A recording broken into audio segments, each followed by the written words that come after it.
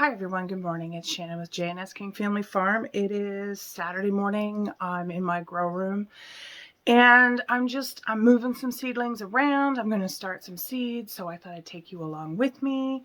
I thought I would show you the elderberry cuttings that we started. They're looking really great. I'm actually going to move these upstairs in the house where it's a little bit warmer and get them out from under my grow lights. They'll be just fine in my window. So I have a few of those going. They look really great.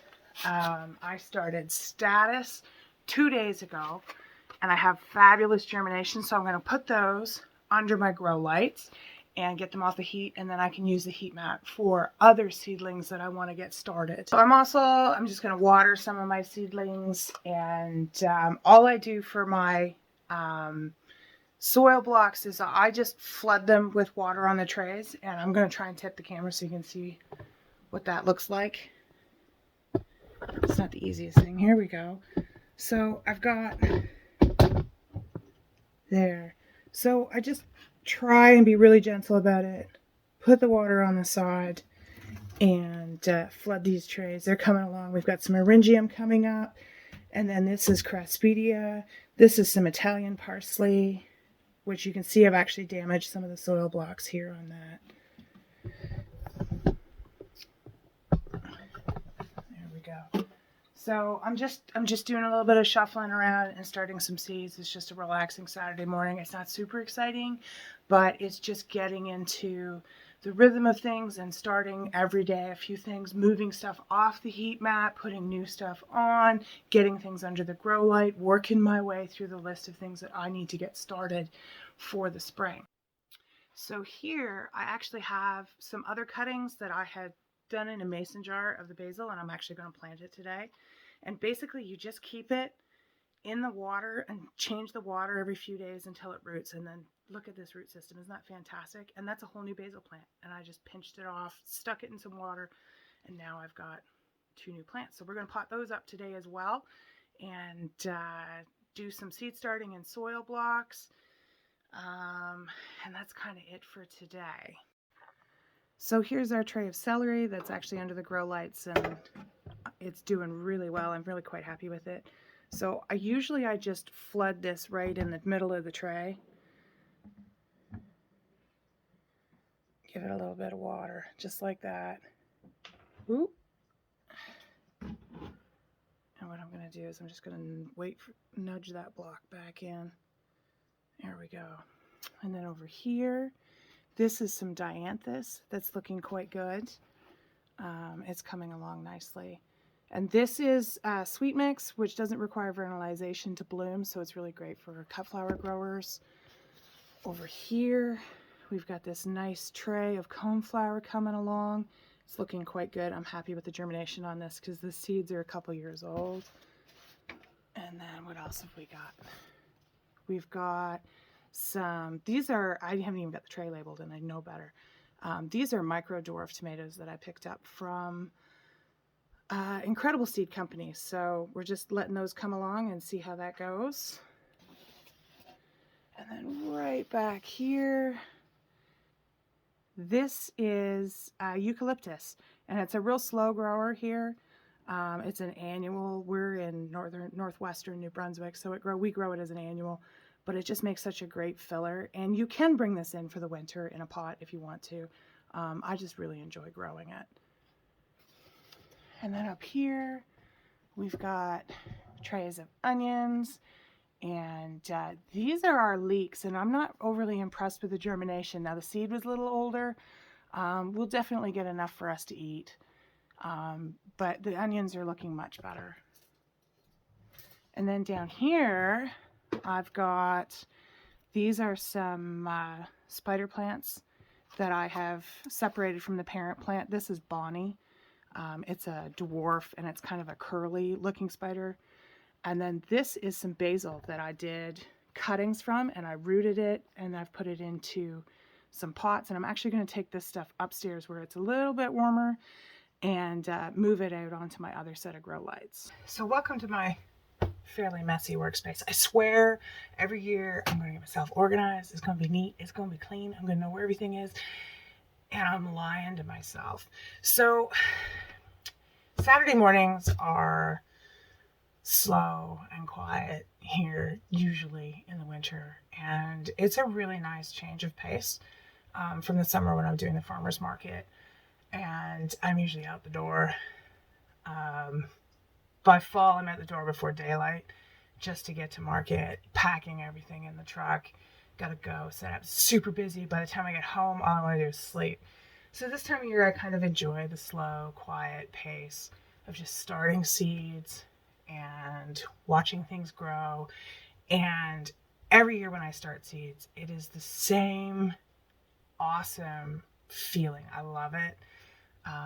That's something so incredibly tiny, the speck of dust that is a snapdragon seed, because these are some of the smallest seeds that I start, turns into this 48-inch tall, robust plant with massive flower spikes on it.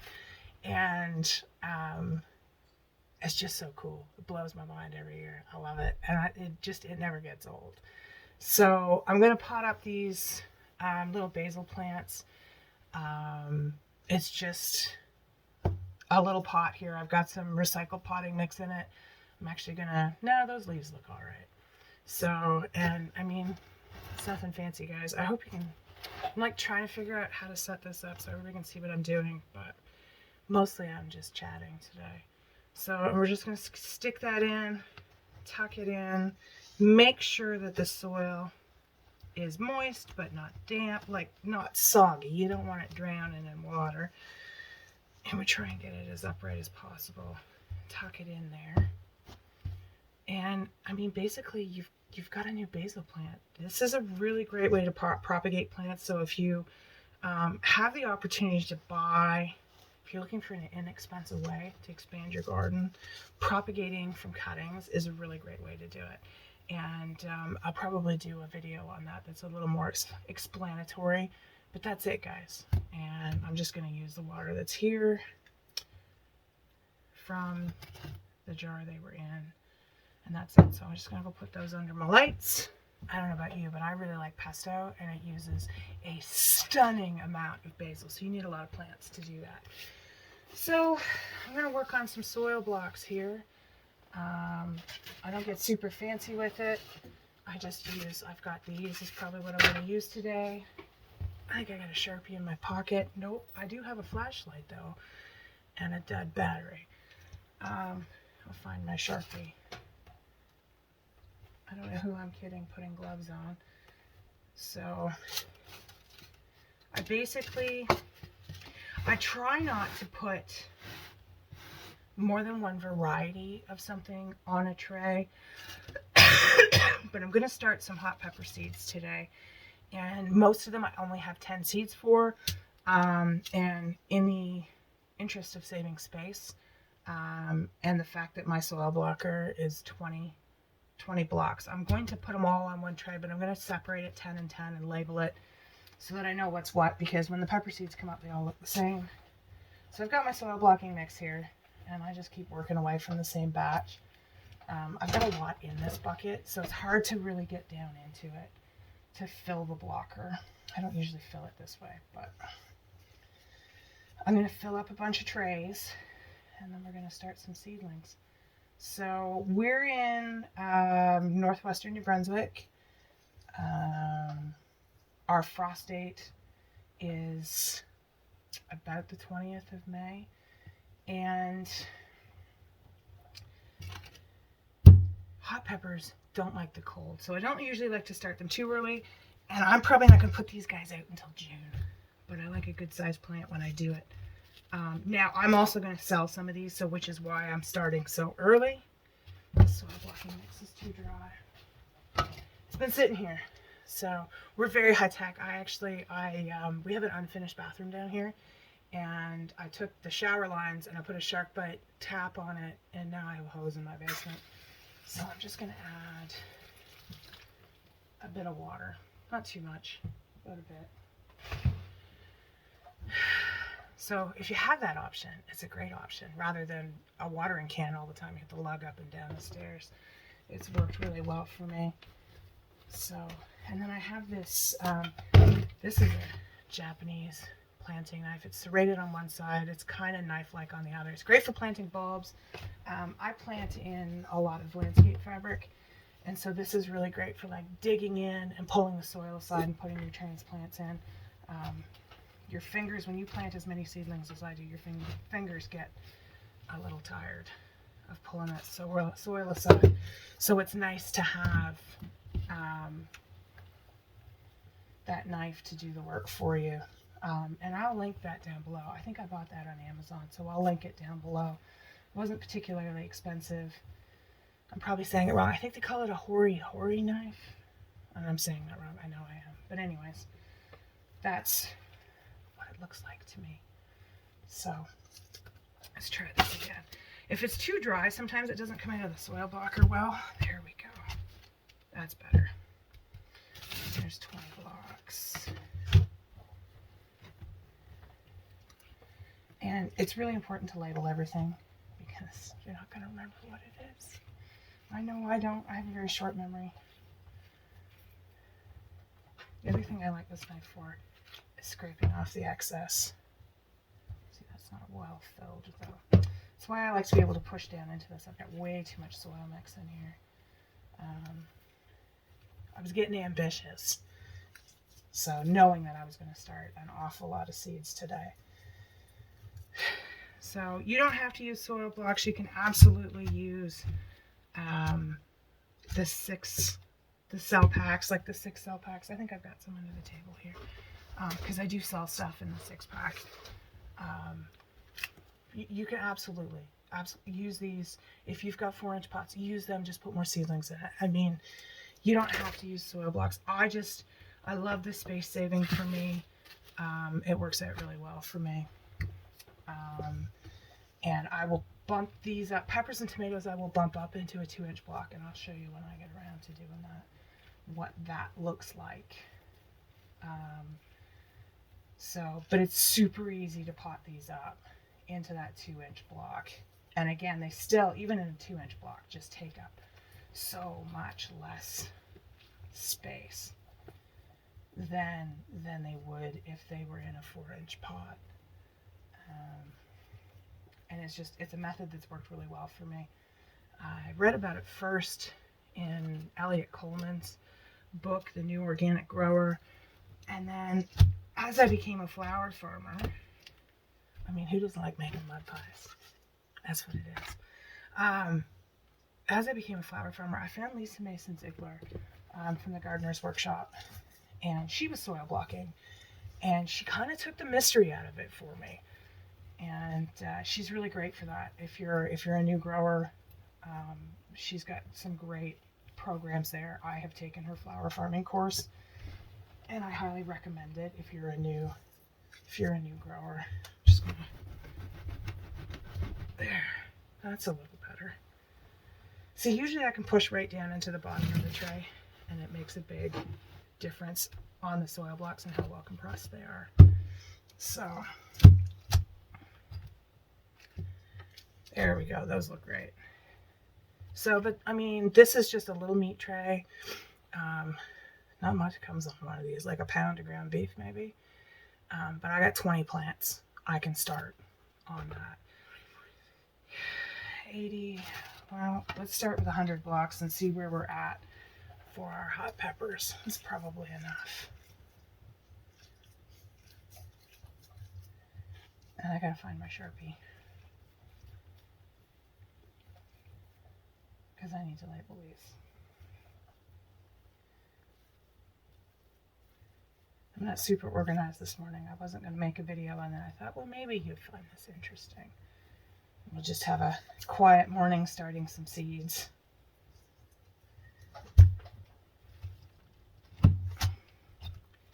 There we go. I think 100 is enough. I'm going to clean my hands up and find my seeds. Not only did I find my Sharpie and my hot pepper seeds, I found a coffee that I put aside. It's still hot. It's a miracle. Usually I have to reheat it a few times. It's hot enough to drink anyways. It's not cold yet. All right. Let's see what we're going to start here. Got some Sugar Rush Peach. from Baker Creek. I don't know how many seeds are in here, but we're going to do, I think I'm going to do 10. And I'll put 5 up for sale, 5 or 6. And I'll probably plant a few. I just wanted to show on the back of this. So these seeds are from the US. You can see there's like a packed for 2023 and sell by date on it. Now that I think is more of an American thing, because some of the Canadian seed companies, they don't put those on it, but I just want you to be aware that that is not an expiry date. As long as you keep your seeds packed in a cool, dry place, they'll be good for you. You can lose some germination on them, but I don't usually have much of an issue. The status seeds I showed you at the beginning of the video, ooh, wow, there's lots in here. Those seeds were at least 2 years old, and it's like almost 100% germination, which is good enough for me. All right, Sugar Rush Peach. So let's start with those. And I'm actually going to label the tray. Whoop, that's it, Shannon. Knock the block. Push that back together. Sugar Rush. So usually, so one of the reasons I like the foam trays is I can use them over and over again. And put them on this side. Here we go. And so the first time I use them, I just write right on the tray. And then the next time I go to use them, from there, I just use painter's tape, like the green painter's tape, and I write it out and I stick it on, and it works just fine. So I reuse these trays, and I mean, we purchased food on these trays, so we try to reuse as many things as possible. I think 10 is plenty to start. But there's got to be 1, 2.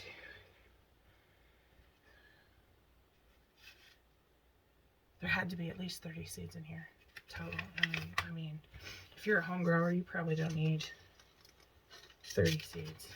There we go. Put those back in. And I'm going to put those here and see what the next option is here. Oh, I'm going to do a whole tray of those. Let's do, I've got some shishito Japanese peppers that I want to do this year as well. And these are from the Atlantic pepper. Yeah, Atlantic pepper seeds. And he's got a great website of varieties. I can't even, it's a pepperhead's dream. It really is. But I think this will work out well, just so I'll have enough to sell and enough for us to plant. I only have so much room in my high tunnel, and we have such a short growing season. So they really do better being planted under cover for us. So now I'm assuming these are pretty fresh seeds, so I'm assuming 100% germination on these for the most part. So that's what we're working with. There's the pencil I normally use. So from here, what I'm going to do, see, it's really hard for me to, I'm like trying to do this so you can see what I'm doing, but you can also see me. You probably want to see the seeds more than you want to see me. See if I can drop this camera just a little bit more. Oop, sorry guys. All right, I think you can see what I'm doing a little bit more. All right. So I'm going to, I just push them down in best I can. You can do this with a toothpick. I just find this pencil works really well. And the reason I also like this is because it's white. So for a lot of the black seedlings, the black seeds, I can see them when I'm putting them onto the soil blocks. These are some quite large pepper seeds. So it just takes a bit of work to tuck them in. So typically you plant a seed twice as deep as it is wide. So a pepper seed, you could really plant that a 1/4 inch deep. But you don't want to go too deep on them, because if you do, they may not emerge to the surface. The seed has only so much energy in it, and it is a lot of energy for it to sprout and start growing. But if you plant your seeds too deep, often what will happen is it'll germinate, and then it just doesn't make it to the surface before it runs out of energy and able to collect food from the sunlight, right? So it's important to not plant your seeds too deep. You're probably better off for a lot of things to plant them shallower than you think. And I have quite a bit of success with these, because these soil blocks are only like 3/4 of an inch. So those are just tucked in, just like that. You can't really see them now. Turn this around, and these are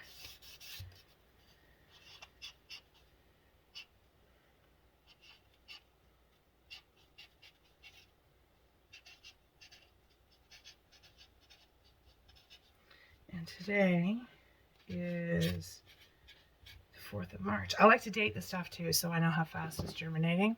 So that's one tray, and that's 20 peppers. Let's see what else we've got here. I think I have a couple of jalapenos. So there's a pumpkin spice jalapeno. Trinidad habaneros. No, I only have, oh, I do have 2, because I have these ones. So I'm going to do some green jalapenos, because they're the same type of pepper, although they're a different color. I think I'm going to do the jalapenos on the same.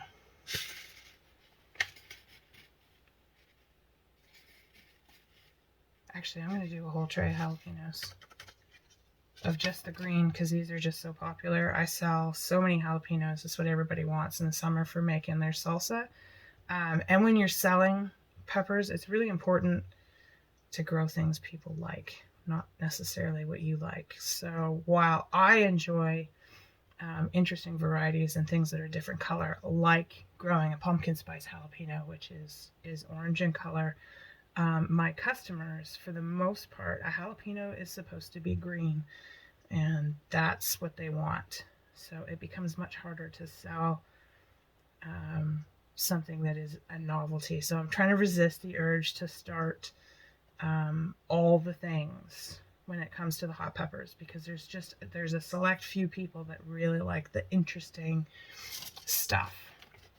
So, and I don't really want to get stuck with plants either.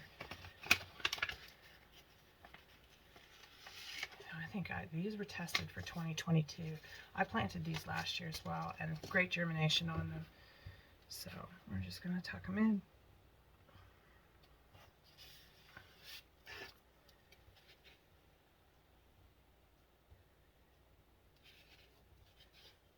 So I really enjoy growing different varieties, but I'm a bit of a foodie. I like to cook. I like using unusual ingredients I can't buy at the grocery store. So I tend to grow things that I can't just go to the grocery store and buy. And I have a few customers that are on the same page as me. They want to grow things that you can't just go into a superstore and buy. And but when you're just starting out, I think it's important to grow what you eat and learn to grow it well, and maybe try 1 or 2 new things a year, so you don't get overwhelmed with a bunch of produce that you have no idea what to do with. Because if you don't eat eggplant now and you don't have a garden, growing 20 eggplants is probably not the best use of your garden space and your time to learn. Maybe put in 1. If it's something you think you want to try, put in 1 and try it. If you like it, grow more next year. But you don't, it's so important. Emerald fire.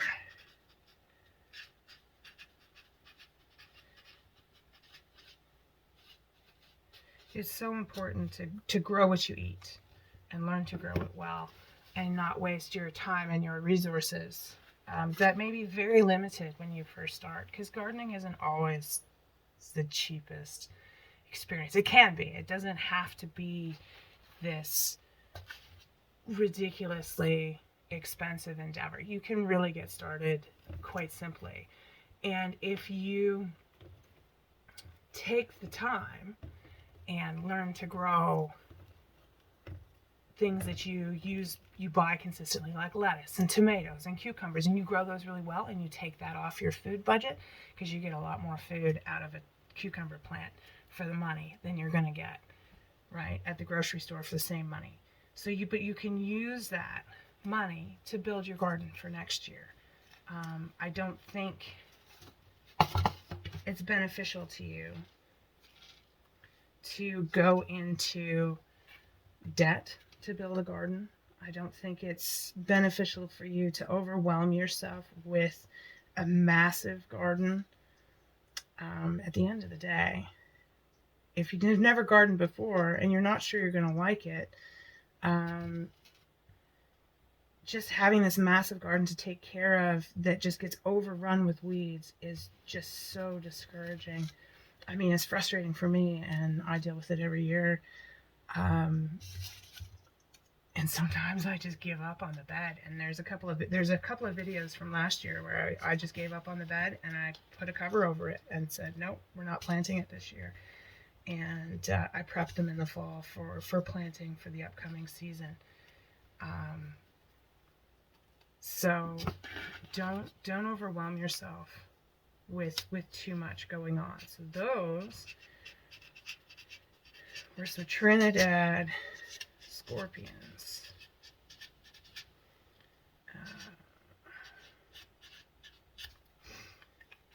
And then, no, those were Carolina Reapers. It makes me want to turn my soil blocks around. I'm just going to move my seeds, which is harder to do once they're in the blocks.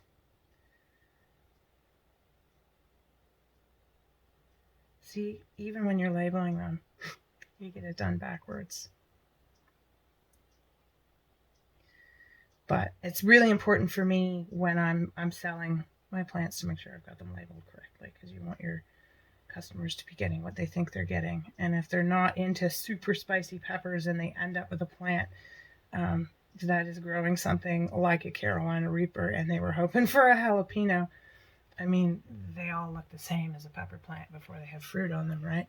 So even when they're in bloom, it's really hard to tell. All right. So those were Carolina Reapers.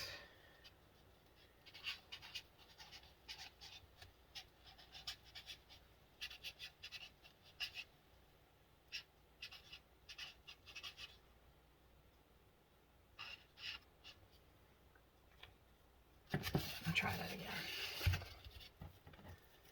So yeah, we're just the beginning of March here.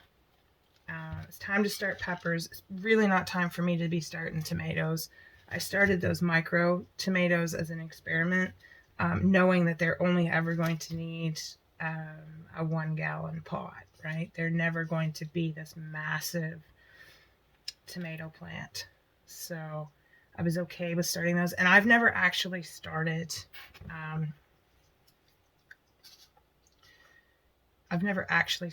the micro dwarfs before, so I wanted to test them out before I recommended them. Sometimes it's easier to just use a pencil and get it a little bit wet. Ooh, those are hot peppers. Whew.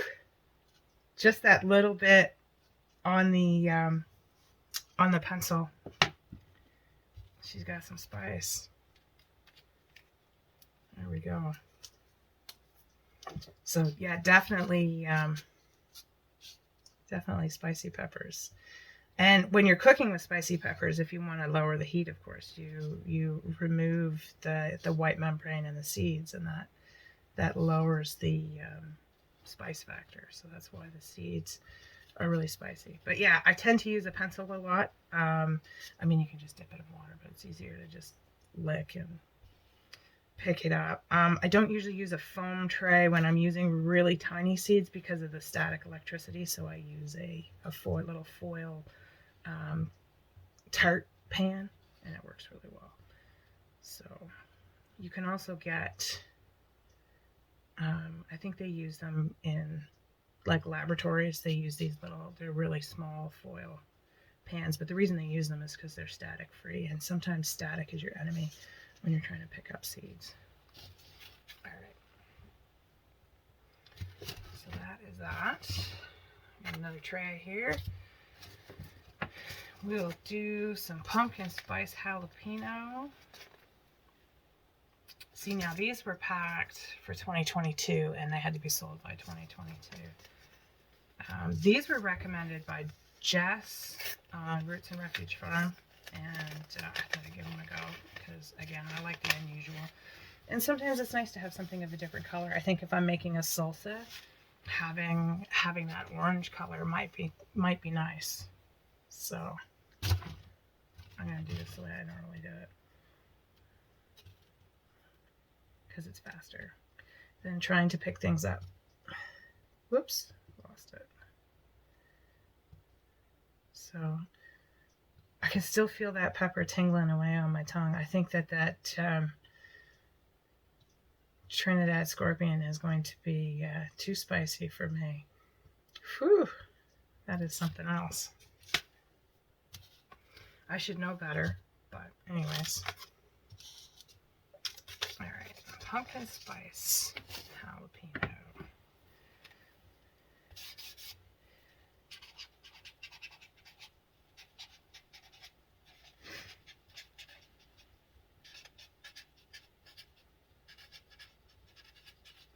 So, what are you guys starting right now? And I know it's definitely depends on where you live.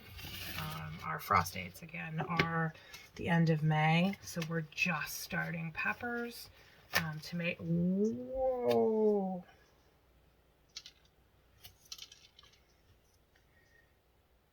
All right. Nope. Those were all up in the. God, there's still tons in there.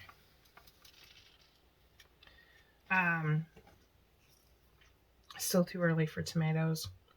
I'm going to start some brassicas today, cabbage, kale, but I really want to get these hot peppers started. I've got room on my heat mats for them. So that's what we're up to today. And I'm hoping I have a good crop of peppers this year. Oops. Soil's healthy for you. Eating a bit of dirt won't hurt you.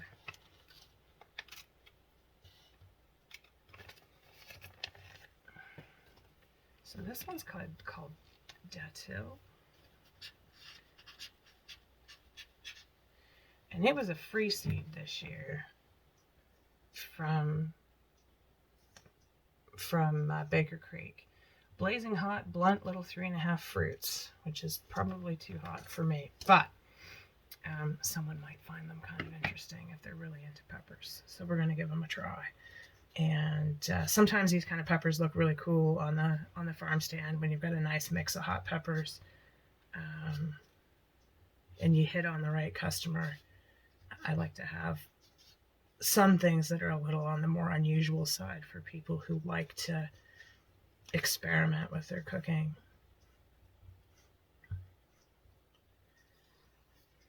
All right, I'm running out of room to put these out of the way. What else have we got? Pepperoncinis. I think I'm going to start a full tray of those. I need some. Are peppers still tingling?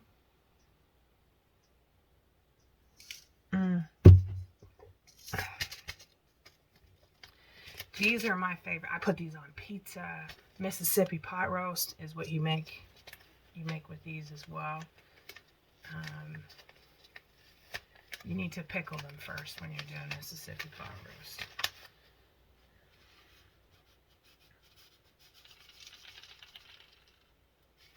There's a lot of seeds in there.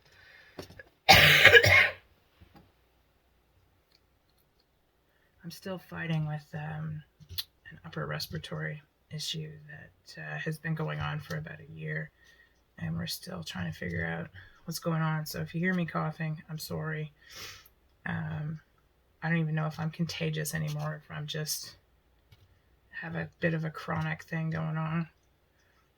But we're working on it, and we're trying to figure it out. And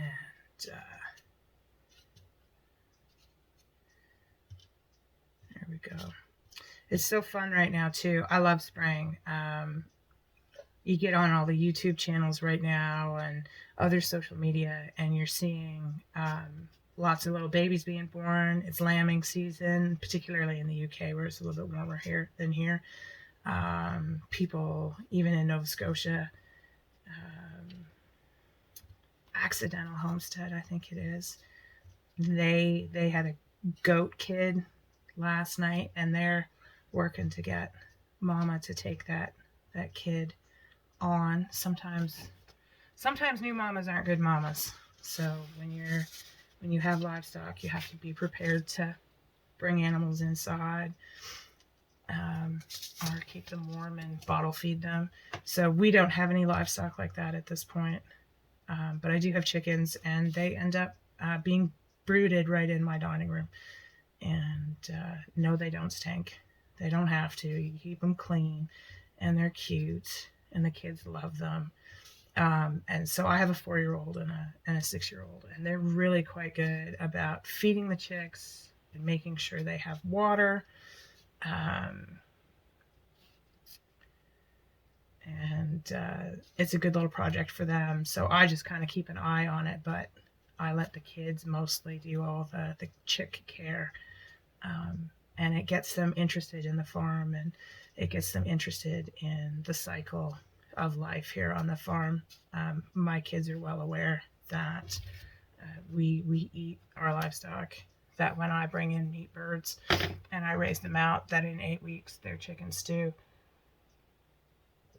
And my kids make that connection with the food, and I think it's great that they know where their food comes from. They don't, when I'm processing animals, I don't make my kids stick around for that. I don't hide it from them, but they tend to come and go a little bit, and that's okay. They know what mama's doing, and they understand that it's food that we raise that we're putting on the table, but they don't, I don't think forcing them to be a part of that is helpful either.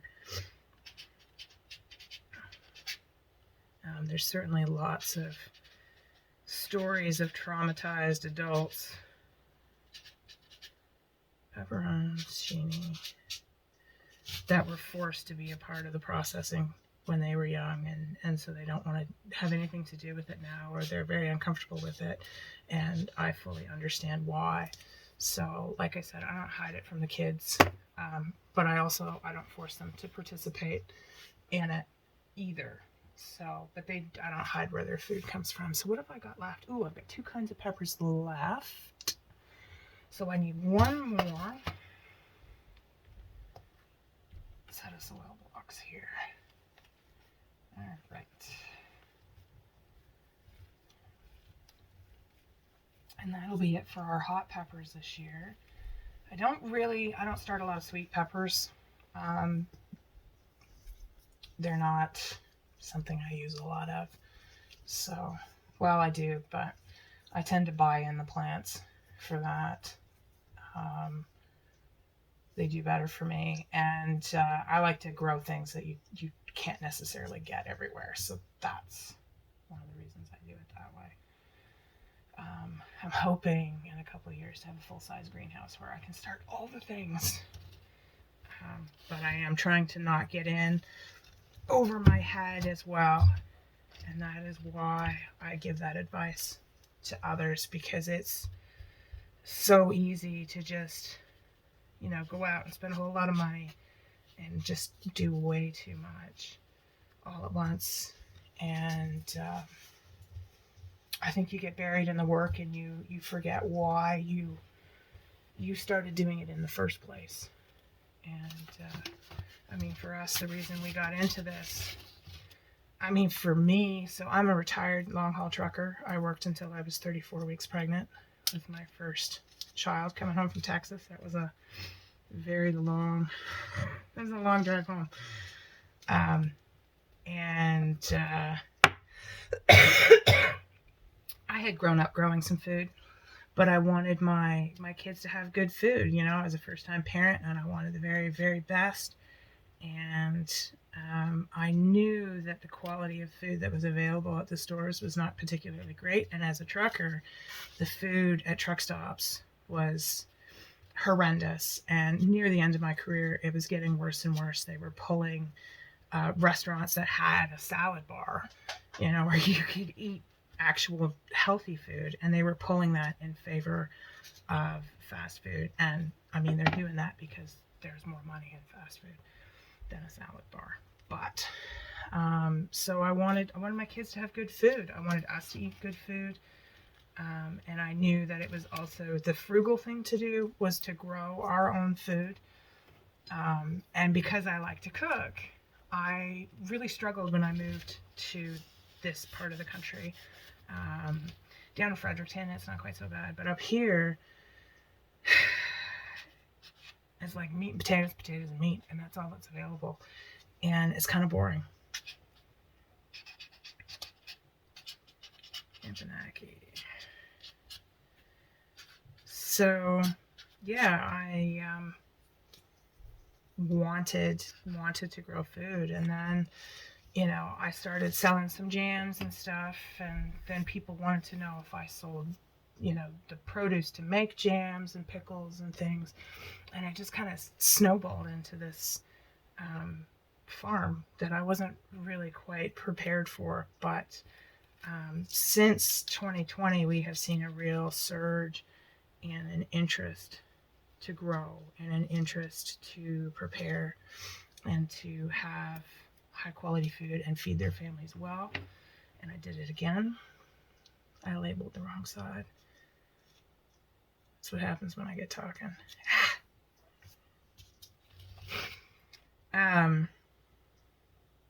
Oops.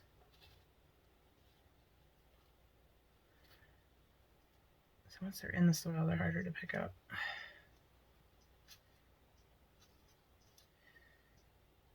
So we've seen, since 2020, we've seen a real surge in people interested in growing their own food. I think some of it was people were looking for something to do because they were stuck at home.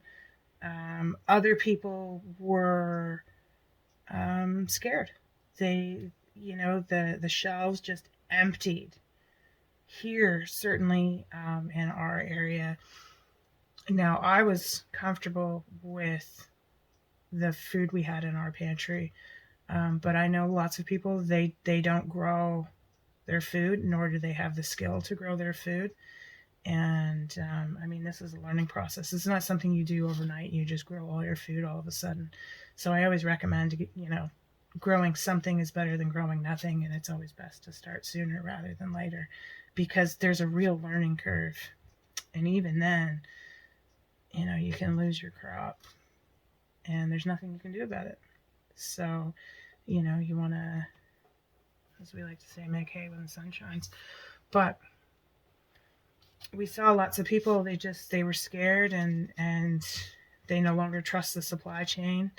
And I fully understand that. Having worked in the supply chain, I knew how incredibly fragile that was. I mean, I used to haul lettuce from California to Canada. And so when lettuce this year went up to $4, $5, $6 a head, and people panicked, I went, yeah, I can see why it costs that much, because 15 years ago it was costing me $1,000 a day in fuel to bring it from California. So, and with fuel prices now, I can't even imagine the cost, you know, to do that. It's astronomical. So there's a real local movement for food, and I think that's great. And I think it's really important. People keep talking about self-sufficiency, and self-sufficiency is fabulous. And having all those skills and learning those things, learning to grow food, and preserve food, and bake bread, and make soap, and all those skills are fabulous. But I think more than self-sufficiency, we need to build community. And because not everybody has all the same skills, we still need someone who's a mechanic. I mean, I have mechanical skill. I can, if I really wanted to, I can rebuild a small motor, but it takes me forever, and I don't particularly enjoy it, but I can do it. But having someone who can do that quickly, that I can pay them with whatever, money, food, however you want to make that arrangement, builds community. And I think we really need to get back into community agriculture, which is what the CSA movement is, right? Community supported agriculture. And it's about, building a tie between me, the grower, and you, the consumer, and knowing where your food comes from, and trusting where your food comes from.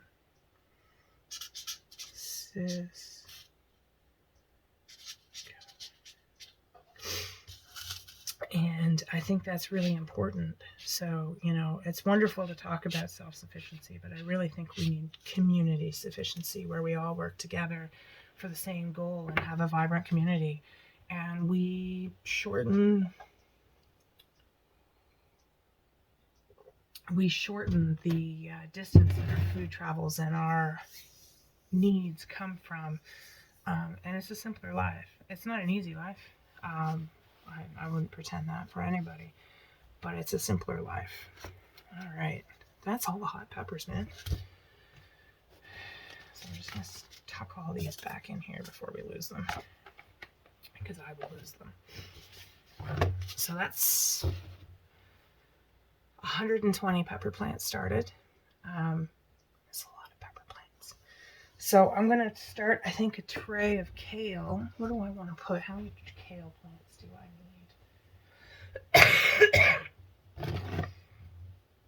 Probably 40 is plenty. So I'm going to use one of these trays. So yeah, I just saved random trays here. I'm going to move this before I knock it over.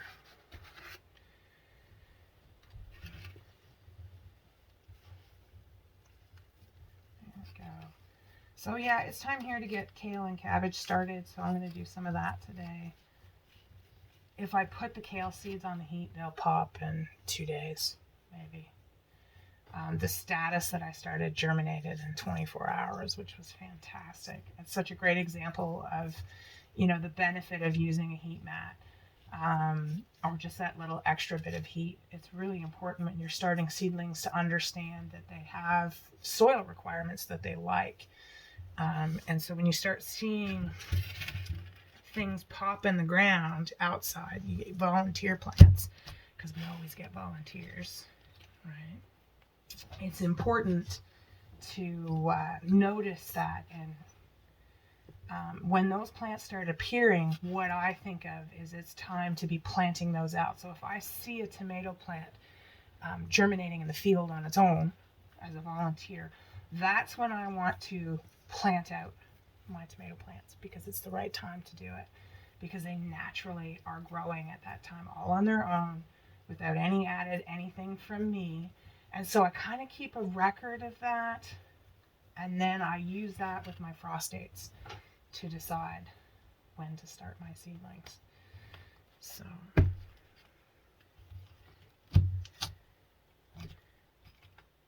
here we go. All right.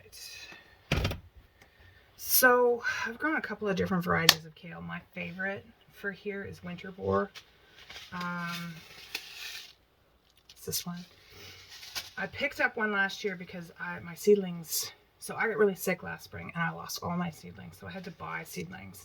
And this was the one I ended up buying from our local greenhouse. And it was really quite good. So Darky Boar is a little bit darker, has finely curled leaves. Winter Boar is like the hardiest you can grow. This, you could dig this out of the snow in December and it would be perfectly fine to eat. It's really, really tough. And so I tend to start quite a bit of this one. So we're going to do Winter Boar. Kale.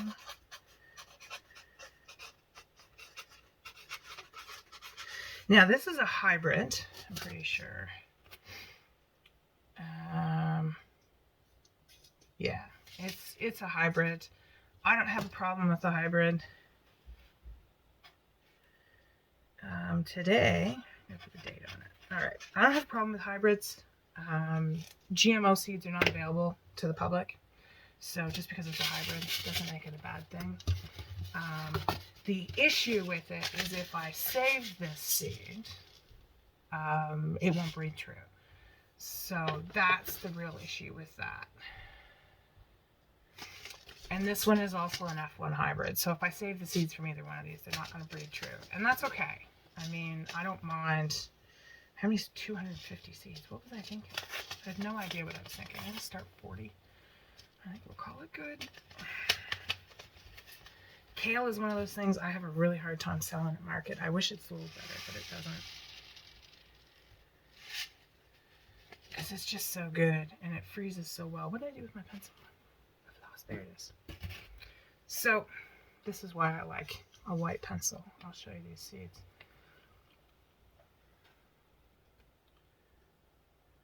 I can see the seed on the end of the pencil this way. This is not a bad size seed.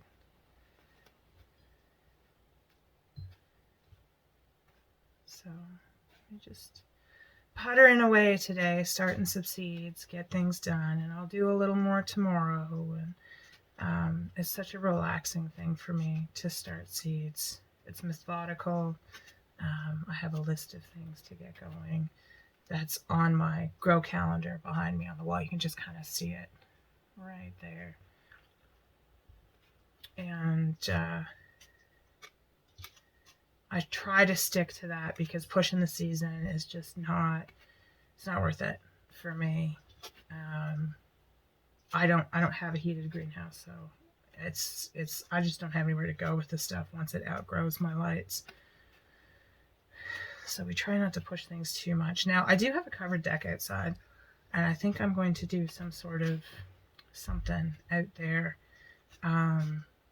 for hardening off my seedlings, because now I have, my island is finished. My dad finished the countertop on that. So I've got my folding tables back. So I think I'm going to put my folding tables outside. And I'll be able to set up an area where I can build a windbreak, because these little trays like to blow away. And harden off my seedlings before you put them outside. Because when you grow things indoors, you just can't toss it outside in the ground and hope it'll survive. It might, depending on your weather, but it may not. And all right, what I might do with that kale is I might start a tray of seeds for sale tomorrow. I'm just working on stuff for me, but I might do a tray of 6-packs for sale for the kale. All right, and 40 is really about as much as I can reasonably plant and sell off of, and I would get enough weekly to harvest. And I find this particular variety actually does fairly well in the summer heat as well. It didn't go bitter or anything. It kind of wilted really quickly when you harvested it if you waited too long in the day. So it was like one of the first things I would harvest at like 5 in the morning before I would go to the market. I would run outside. My husband's loading the truck up, and I would 5 o'clock in the morning harvest it, bag it, and take it to market. And we'll be doing things a little different this year. Probably try and harvest it at 5 in the morning on Friday and pack it and put it in my walk-in cooler. I didn't have enough to run my walk-in cooler that much last year because I was just so sick in the spring. I lost all my seedlings and we did not plant as much as we could have. So I'm hoping for a better year this year, cross our fingers. And now my coffee's cold. All right. Whoop. Almost lost those. So that's kale. I'm not going to put it on heat right now because I've got other stuff on heat that actually needs the heat. And we'll do a tray of cabbage. So I've got these seeds from Mackenzie Seed. That's what we're growing. It's an early cabbage, 2 to 3 pound head. Cabbage is really popular around here, so I'm going to start more of it. Because I also like to make sauerkraut, so cabbage will not go amiss here. All right, we're going to get more on this tray.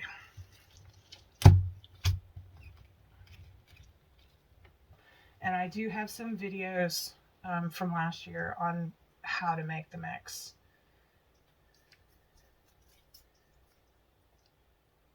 There's lots of twigs in this, which is kind of annoying because I did sift it.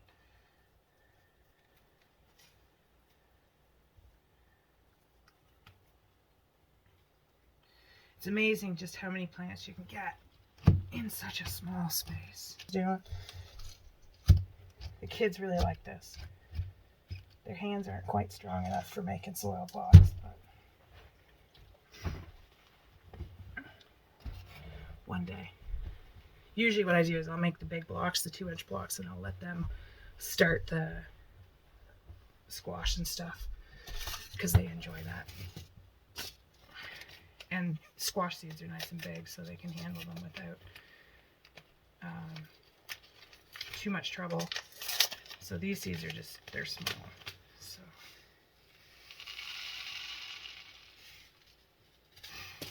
So these are your early Copenhagen market.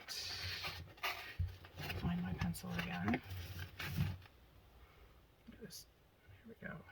Some of these blocks, and I know my mix is a little off today. Early Copenhagen market. So this is an heirloom.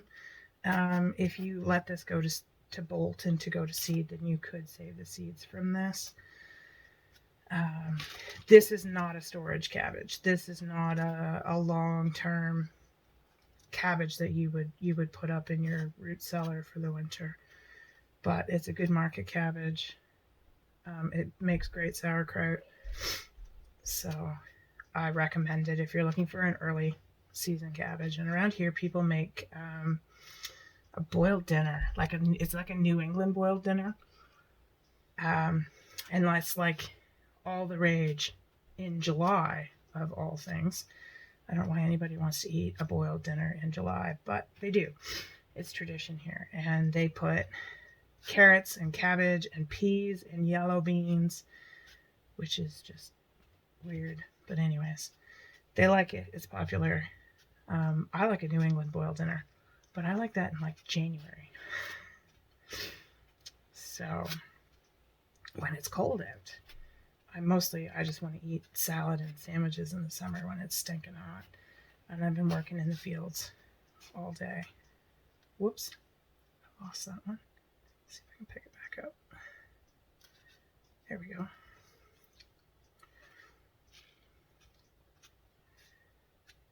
So don't forget to tell me down below what you guys are starting and where you are.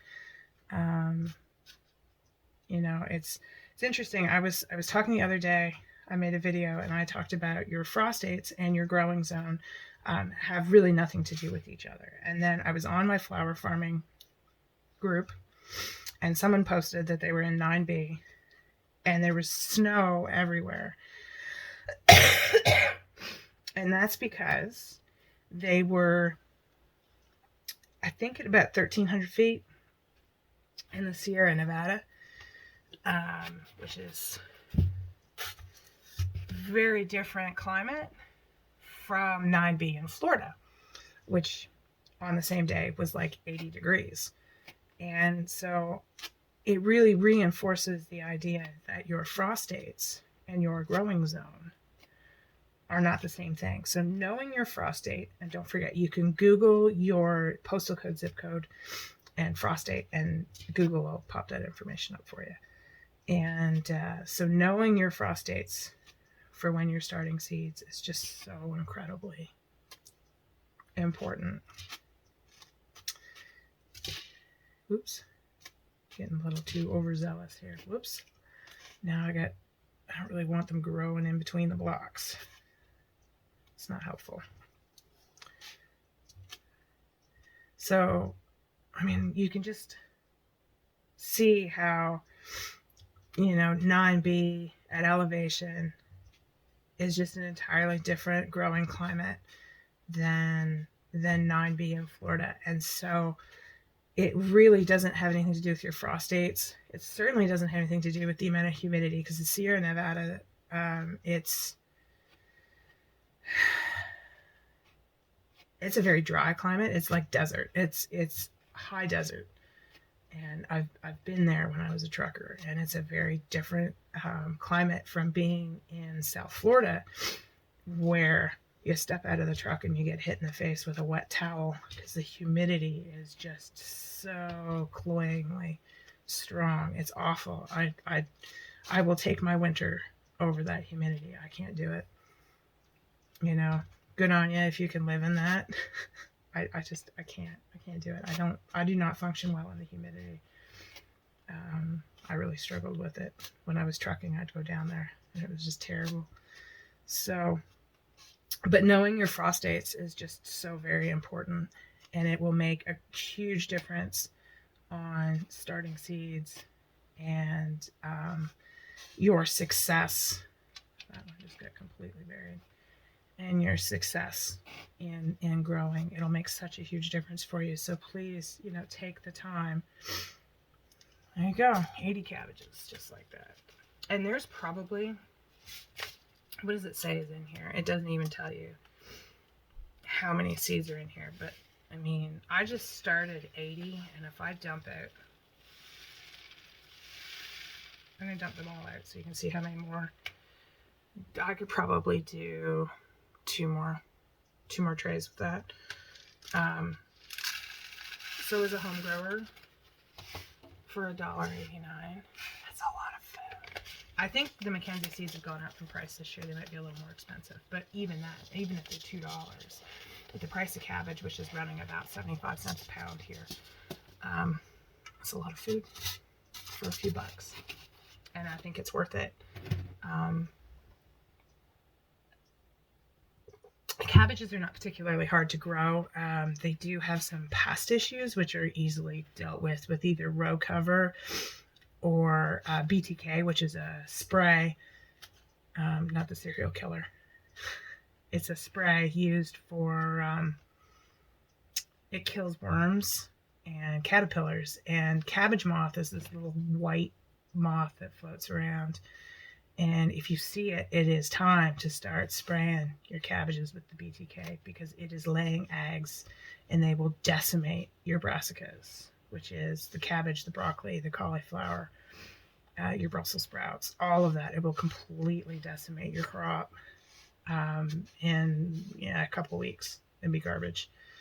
So you can use the spray, and basically it needs to be reapplied